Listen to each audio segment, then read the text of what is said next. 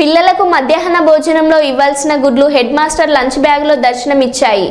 కామారెడ్డి జిల్లా రామారెడ్డి మండలం పోసానిపేట ప్రాథమిక పాఠశాలలో ఈ ఘటన జరిగింది. స్కూల్లో 55 మంది పిల్లలకు 55 గుడ్లు పంపగా 49 మాత్రమే ఉండడంతో తల్లిదండ్రులు వీడియో తీసి సోషల్ మీడియాలో పోస్టు చేశారు. హెచ్ఎం జోష్న దేవి గుడ్లను ఇంటికి తీసుకెళ్తున్నారని డీఈఓకి ఫిర్యాదు చేశారు. దీనిపై విచారణ చేస్తామని డీఈఓ తెలిపారు. బస్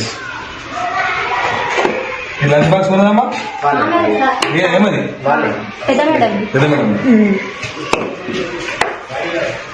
ఏడుంది మేడం మేడం గ్రామ పంచాయతీ మీటింగ్ అంటే సరే నేను గ్రామ పంచాయతీ కాడికి పోతున్నా. ఇలా ఎవరు పెట్టిందని చెప్తాయి బాగా సంగతి. మా పేరు చెప్పకు. నీ పేరు ఎందుకు చెప్తావమ్మా? మీకోసం కాదు. ఈ ప్రైమరీ స్కూల్కి ఎన్ని గుడ్లు ఇచ్చినావు? 50. మరి ఎన్ని ఉన్నాయి? అలా నేను చూస్తారు ఇక్కడ సాల్గా వీళ్ళు ఎంతమంది అటెండెన్స్? 55 మంది అటెండెన్స్.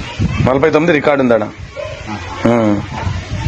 మరి గుడ్లు ట్రైలలో తక్కువ వచ్చినాయి. మరి వీడికి ఏదైతే పంపించినావు? వీడికి 50 పంపించిన. రైట్, అదే చెప్పారు. ఆ అమ్మ కూడా చెప్పింది వచ్చినాయి వీడికని. తర్వాత మాయమైన అని చెప్పారు. మంచిది.